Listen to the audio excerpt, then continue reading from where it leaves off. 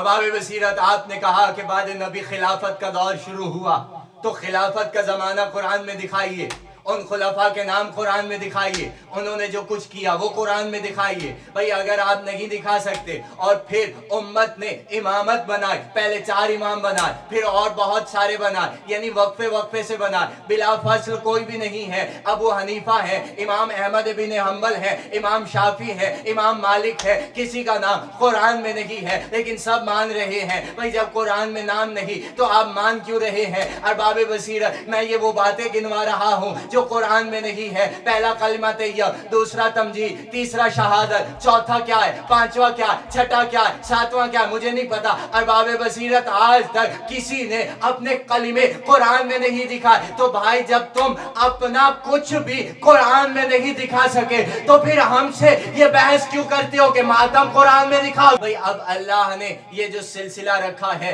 अब जो आखिरी है और वो जो आएगा और आकर पूरी दुनिया को एक दीन पर, एक इस्लाम पर, एक निजाम पर, एक तहजीब पर, एक उसूल पर लाएगा। तो अरबाब बसीरत, भाई अभी तो सब अपनी अपनी चला रहे हैं और चलाएं, माशाल्लाह चलाएं, सब चलाएं, लेकिन जब वो आ जाएगा तो इस दीन को छोड़ना होगा, उस दीन पर आना होगा जिस दीन को इमाम ज़माना लाएंगे। और जब वो आएंगे और आकर तुमसे ये सवाल कर दे कि अभी तक तुम क्या कर रहे थे, अभी तक तुमने क्यों नहीं माना इससे पहले वाले सिलसिले को, तो अरबाब बसीरत हम ये चाहते हैं कि हमारे अजीज, हमारे दोस्त, हमारे चाहने वाले, हमें सुनने वाले उनके सामने शर्मिंदा ना हो और एक एक का नाम लेकर कहें ये विलायत अली है, ये विलायत हसन है, ये विलायत हुसैन है। अब इस आयत में अल्लाह तुम्हारा वली है, उसका रसूल तुम्हारा वली है, और वो वली है जो हालत रकू में ज़कात देता है। अब इस आयत में वली का मतलब क्या है? भाई अब यहाँ पर लोग चालाकी करते हैं और वली का मतलब करते हैं दोस्त के, यानी अल्लाह तुम्हारा वली है, भाई अल्लाह तुम्हारा दोस्त है। भाई अल्लाह कह रहा है कि मैं तुम्हारा दोस्त हूँ। भाई अल्लाह क्यों दोस्ती करेगा और कैसे दोस्ती करेगा? इसलिए कि दोस्ती का भी एक मयार होता है, बगैर मयार के दोस्ती नहीं होती। तो इस आयत का मतलब क्या है? इस आयत में वली का मतलब क्या है? दोस्त के मतलब नहीं, बल्कि मतलब ये है कि अल्लाह तुम्हारा वली है, यानी अल्लाह तुम्हारा हाकिम है, उसका रसूल तुम्हारा हाकिम है, और अल्लाह और मोहम्मद मिलकर जिसको बना दे फिर वो तुम्हारा हाकिम है। औज़ु बिल्लाहि मिनश शैतानिर रजीम, बिस्मिल्लाहिर रहमानिर रहीम, इन्नमा वलियुकुमुल्लाहु व रसूलुहु वल्लज़ीना आमनुल्लज़ीना युकीमूनस सलाता व यूतूनज़ ज़काता व हुम राकिऊन सलावत। अरबाब बसीरत और अरबाब मारिफत, आज आप दारुल उलूम खैरुल अमल में विलायत के उन्वान से ये मजलिस समाअत फरमा रहे हैं।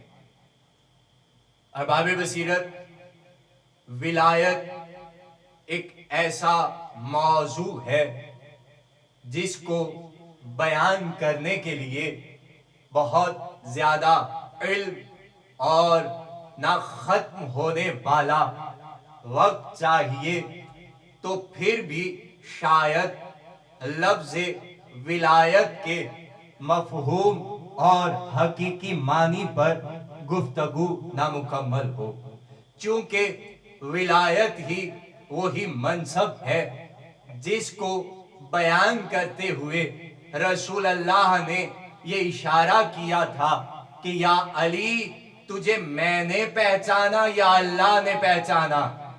और फिर रसूल अल्लाह ने ये इरशाद फरमाया कि या अली मुझ मोहम्मद को तूने पहचाना या अल्लाह ने पहचाना।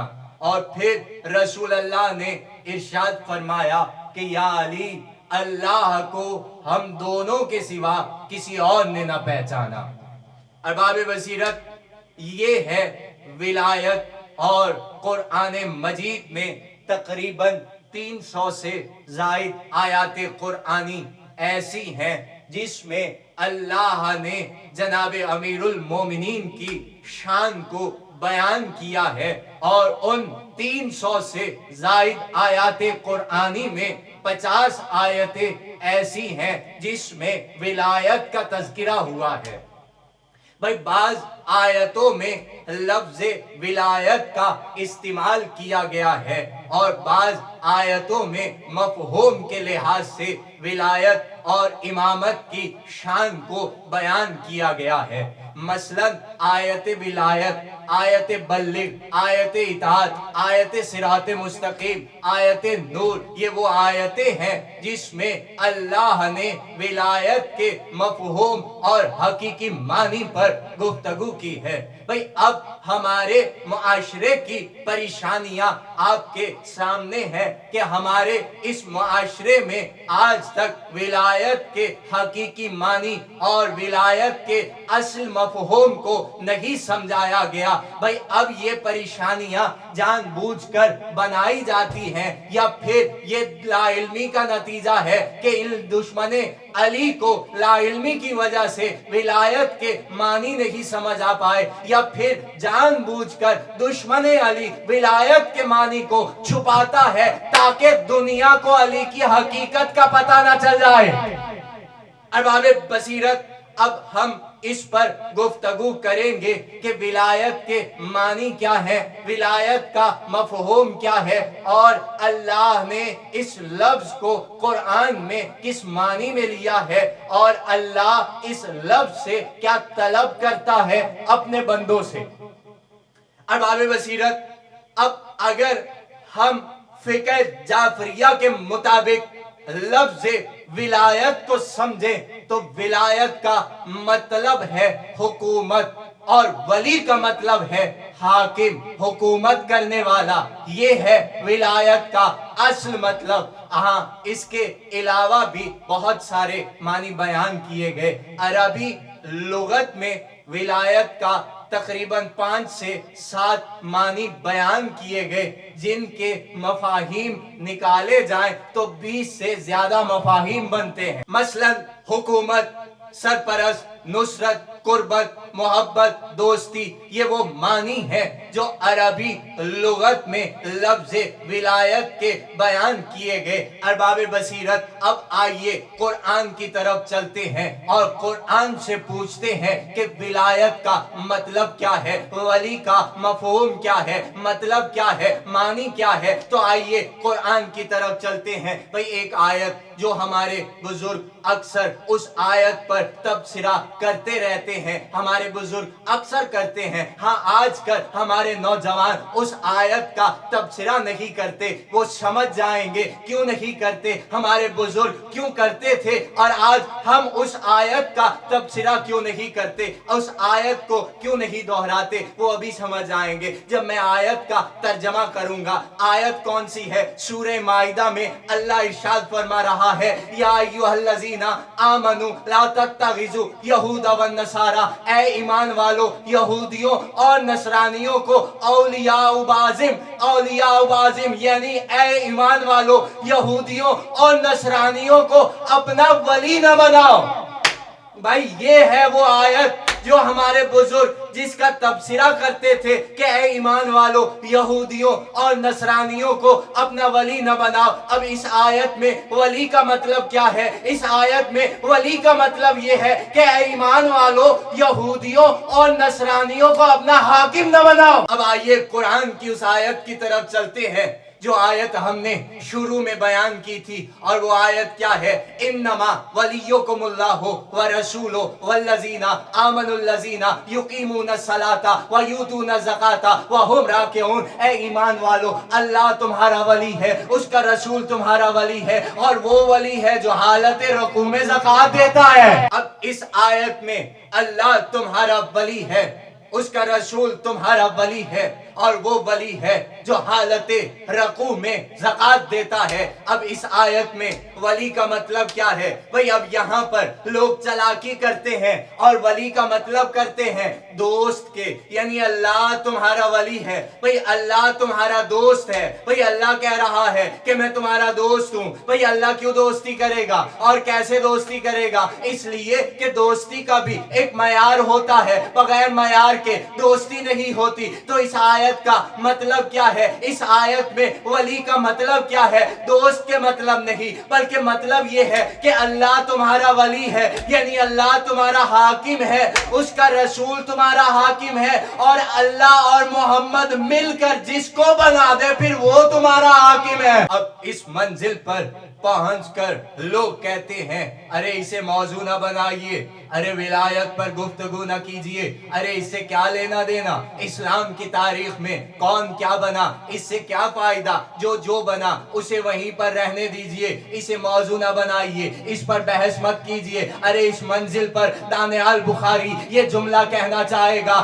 ارے ایک ترقی یافتہ معاشرہ، ایک ترقی یافتہ ماحول خود موضوع بدل دیتا ہے، اور اگر معاشرہ اور ماحول لا علم ہو تو موضوع نہیں بدلے جاتے۔ بھائی غدیر سے لے کر آج تک لوگوں کو ولایت کا مطلب سمجھ میں نہیں آیا۔ بھائی اگر سمجھ میں آ جاتا تو یہ ہم سے کیوں کہتے کہ یہ بھی قرآن میں دکھاؤ، یہ بھی قرآن میں دکھاؤ؟ بھائی یہ صرف اور صرف ہمارے لیے ہے کہ یہ بھی قرآن میں دکھا دو، وہ بھی قرآن میں دکھا دو۔ بھائی اپنے معاملے میں کوئی کچھ قرآن میں سے نہیں دکھاتا۔ اب باب بصیرت دیکھیے، ہم دلیل سے بات کریں گے۔ بھئی آپ نے یہ حدیث تو سن رکھی ہے، رسول اللہ نے فرمایا کہ امت محمد میں یعنی میری امت میں 73 فرقے ہوں گے۔ تو بھائی جب فرقے ہوں گے تو نام بھی تو ہوں گے، بھائی نام بھی تو ہوں گے، یعنی 73 فرقے ہوں گے، اور اگر نہیں ہیں تو ہو جائیں گے، تو جب ہوں گے تو ان کے نام بھی تو ہوں گے۔ تو آج تک کسی نے اپنے فرقے کا نام قرآن میں نہیں دکھایا، تو بھائی سوچنے کی بات ہے یا نہیں ہے کہ 73 فرقے اسلام ہے اور کسی نے آج تک قرآن میں اپنے فرقے کا نام نہیں دکھایا؟ تو بھائی پھر ہم سے یہ بحث کیوں کرتے ہو کہ یہ بھی قرآن میں دکھاؤ، وہ بھی قرآن میں دکھاؤ؟ 50 ملک ہیں اسلامی، 50 ہیں، 53 ہیں، 80 ہیں، 83 ہیں، 84 ہیں، بھائی جتنے بھی ہیں ان ملکوں میں سے کسی ایک ملک کا قانون اور حکومت اسلام کے مطابق قرآن میں دکھاؤ۔ بھئی ہر ملک یہ پکار رہا ہے کہ ہمارا نظام اسلامی نظام کے مطابق ہے۔ ایک طرف آپ کہتے ہیں کہ جو قرآن میں نہیں ہے وہ حرام ہے، وہ ناجائز ہے، وہ غلط ہے۔ تو بھائی یہ حکومتیں اور ان کے آئین یہ جو آوازیں دے کر کہہ رہے ہیں بھئی ہمارا نظام قرآن کے مطابق ہے، ہماری حکومت قرآن کے مطابق ہے، تو بھائی قرآن میں کتنے رنگ کا نظام ہے؟ ایک رنگ کا ہے یا 73 رنگ کا ہے؟ اب باب بصیرت آپ نے کہا کہ بعد نبی خلافت کا دور شروع ہوا، تو خلافت کا زمانہ قرآن میں دکھائیے، ان خلفاء کے نام قرآن میں دکھائیے، انہوں نے جو کچھ کیا وہ قرآن میں دکھائیے۔ بھئی اگر آپ نہیں دکھا سکتے اور پھر امت نے امامت بنائے، پہلے 4 امام بنائے، پھر اور بہت سارے بنائے، یعنی وقفے سے بنائے، بلا فصل کوئی بھی نہیں ہے۔ ابو حنیفہ ہے، امام احمد بن حنبل ہے، امام شافعی ہے، امام مالک ہے، کسی کا نام قرآن میں نہیں ہے لیکن سب مان رہے ہیں۔ بھئی جب قرآن میں نام نہیں تو آپ مان کیوں رہے ہیں؟ ارباب بصیرت میں یہ وہ باتیں گنوا رہا ہوں جو قرآن میں نہیں ہے۔ پہلا کلمہ طیب، دوسرا تمجید، تیسرا شہادت، چوتھا کیا ہے، پانچواں کیا ہے، چھٹا کیا ہے، ساتواں کیا ہے، مجھے نہیں پتا۔ ارباب بصیرت آج تک کسی نے اپنے کلمے قرآن میں نہیں دکھائے۔ تو بھائی جب تم اپنا کچھ بھی قرآن میں نہیں دکھا سکے تو پھر ہم سے یہ بحث کیوں کرتے ہو کہ ماتم قرآن میں دکھاؤ، زلزلات قرآن؟ ارباب بصیرت یہ ہیں وہ مسائل جن پر غور نہیں کیا جاتا، اور یہ عادت بری ہے کہ قرآن میں دکھاؤ، اور یہ وہی کہے گا کہ قرآن میں دکھاؤ جو قرآن کو کافی سمجھتا ہوگا۔ ارباب بصیرت ہم یہ نہیں کہتے کہ قرآن میں دکھاؤ اس لیے کہ قرآن کافی نہیں ہے۔ بھئی اگر کافی ہوتا تو ضرور دکھا دیتے، لیکن چونکہ قرآن کافی نہیں ہے۔ بھئی آپ خلافت کی بات کریں گے، آپ حکومت کی بات کریں گے،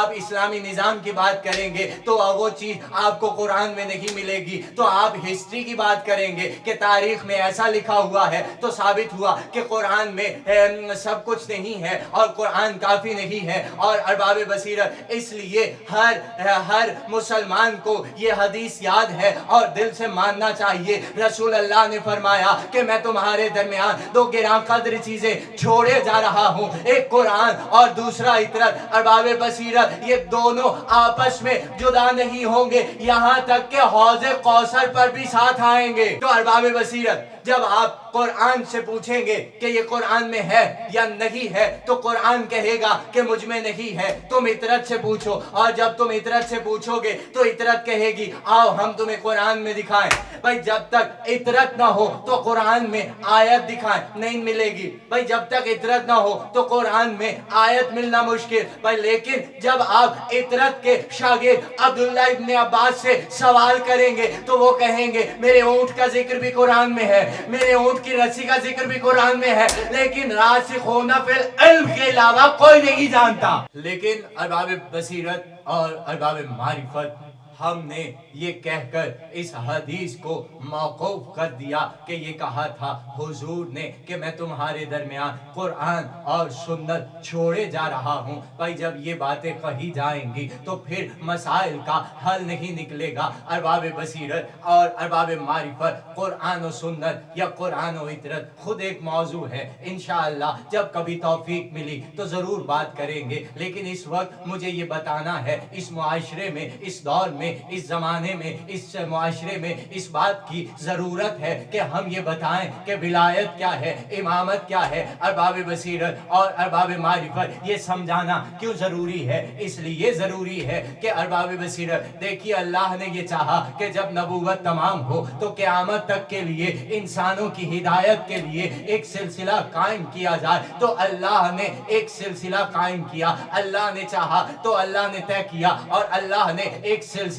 کو قائم کیا. اور جب نبوت تمام ہوئی اور سارے انبیاء اپنا اپنا کام کر کے چلے گئے تو اللہ نے ایک باب کھول دیا جس کا نام اللہ نے ولایت رکھ دیا. دیکھیے نبوت بھی اللہ نے چلائی تھی اور ولایت بھی اللہ نے چلائی ہے. نہ نبوت میں ہمارا کوئی دخل ہے, نہ امامت میں ہمارا کوئی دخل ہے. بھئی یہ دونوں منصب اللہ کے ہیں اور اللہ نے چلائے ہیں, اور اللہ نے نبوت کو بھی اللہ نے مقرر کیا اور امامت کو بھی اللہ نے مقرر کیا. اللہ یہ چاہتا ہے کہ نبوت کو امامت قیامت تک لے کر چلے. اب یہ اللہ کی مرضی ہے کہ اللہ نے امامت کو کیوں چلایا اور نبوت کو آخری نبی پر کیوں روک دیا, اور پھر امامت اور ولایت کے سلسلے کو اللہ نے کیوں چلایا اور پھر اسی کو آخری منصب کیوں قرار دیا اور اسی پر دنیا کو ختم کر دیا کہ بھائی نبوت کے بعد امامت اور امامت کے بعد قیامت ہے. بھئی اگر امامت ہے تو امامت زندگی کے ساتھ, اور اگر امامت رک جائے تو پھر یہ قیامت ہے. بھئی قیامت کے معنی معلوم ہے آپ کو؟ قیامت کے معنی ہے کہ قائم ہو جانا. قیامت کہتے ہی اسی کو ہے کہ جب وہ قائم ہو جائے. بھئی قائم آ گئے, قیامت قائم ہو گئی.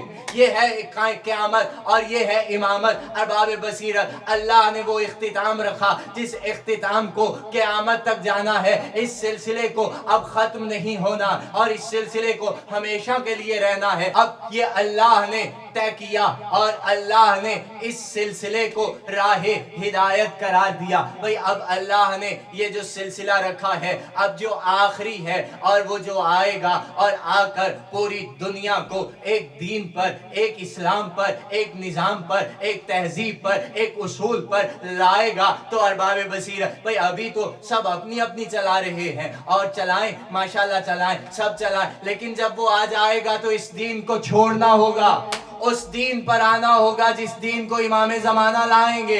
اور جب وہ آئیں گے اور آ کر تم سے یہ سوال کر دیں کہ ابھی تک تم کیا کر رہے تھے, ابھی تک تم نے کیوں نہیں مانا اس سے پہلے والے سلسلے کو, میں تو 11واں ہوں, پہلے 12 کو کیوں نہیں مانا. ارباب بصیرت اور ارباب معرفت تو یہ جو ہم اب توجہ فرمائیے گا, میں بس نتیجہ دینے لگا ہوں. ارباب بصیرت یہ جو میں تقریر کر رہا ہوں اس تقریر کا مقصد کیا ہے؟ یہ مقصد یہ ہے کہ آپ تک ایک پیغام پہنچ جائے, آپ تک ایک چیز پہنچ جائے, اور وہ چیز کیا ہے کہ جب وہ آخری آئے گا اور آ کر سارے دنیا کو ایک نظام پر لائے گا, ایک اسلام پر لائے گا ارباب بصیرت, تو پھر اگر وہ آ کر یہ سوال کر دے کہ کہاں ہے تمہارے ہاتھ میں سلسلہ امامت بعد نبوت, بھائی نبی کے بعد علی کو مانا, حسن کو مانا, حسین کو مانا, زین العابدین کو مانا, باقر کو مانا, جعفر کو مانا, صادق کو مانا, تم نے امام موسیٰ کاظم کو مانا, رضا کو مانا, علی کو مانا, علی نقی کو مانا, امام محمد تقی کو مانا, نہیں مانا تو کہا کیا کر رہے تھے؟ تو ارباب بصیرت ہم یہ چاہتے ہیں کہ ہمارے عزیز, ہمارے دوست, ہمارے چاہنے والے, ہمیں سننے والے ان کے سامنے شرمندہ نہ ہو اور ایک ایک کا نام لے کر کہیں یہ ولایت علی ہے, یہ ولایت حسن ہے, یہ ولایت حسین ہے.